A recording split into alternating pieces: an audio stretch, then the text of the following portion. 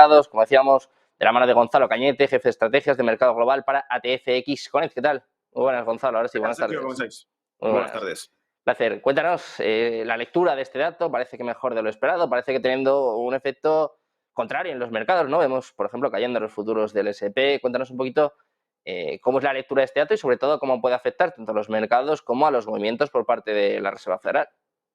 Bien, bueno, pues varias cuestiones. La primera, es un dato positivo porque todo lo que sea un incremento de precios de la actividad industrial pues nos facilita las cosas. Es decir, en este caso ese dato daba más miedo saliendo negativo que saliendo positivo, porque lo que hemos visto recientemente, no solamente en el caso de Estados Unidos, lo hemos visto también manifestándose en el caso de Alemania, de la economía alemana, lo hemos visto por 10 meses consecutivos desde el 2023 en la economía china. Los PPIs negativos son antesala de desaceleración económica, de contracción de la actividad industrial y básicamente nos traían o nos ponían sobre la mesa riesgos deflacionarios.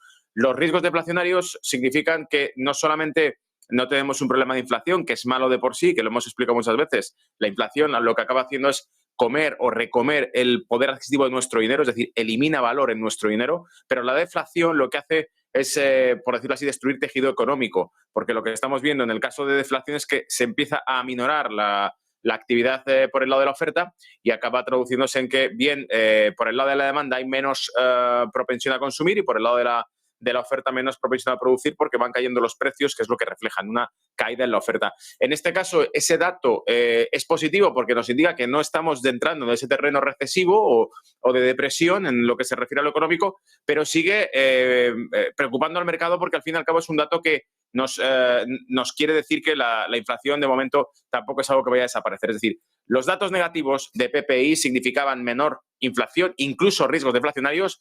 Eso es por un lado positivo porque significaría más estímulo por parte de la Reserva Federal, que es ahí donde querías ir tú, Sergio. ¿Cuál es la postura de la Reserva Federal con todo esto? PPIs negativos invitarían a marchas forzadas, rápidamente recortar tipos. PPIs positivos o fuertes indicarían que la actividad económica continúa siendo sostenible y que, por lo tanto, no hay prisas para recortar esos tipos de interés, que esto es lo que Wall Street no quiere escuchar. Y una vez más, lo que la audiencia tiene que entender es que los datos positivos para la economía estadounidense no son precisamente positivos para la bolsa estadounidense, que lo que quiere es crisis para que entre el estímulo ya, para que entre más droga, más liquidez en el mercado. Precisamente, Gonzalo, en esta línea vemos que los swaps de la Fed ya empiezan, precisamente como estabas comentando tú, empiezan a asignar menores probabilidades a que haya recortes en mayo, incluso en junio, y sobre todo pues parece que apuntan quizás esta reunión de junio. Dicen que podrían aplazar el primer recorte incluso hasta después de la reunión de junio. Claro, como tú decías, justo lo que no quiere escuchar el mercado en estos momentos, ¿no? Exacto. Tú fíjate que además contábamos con que hace unos meses se hablaba de 4 posibles recortes de tipos en 2024, con los datos de inflación que vimos en la última publicación de Estados Unidos, con este dato de PPIs, vemos que eso se va alejando. Entonces ya no hablamos de 4, hablamos de quizá 2, como tú acabas de decir. Si es para julio, ya entonces serán a mitad de año en adelante. Es decir, que en todo caso a lo mejor 2 recortes de tipos se lo quede este año.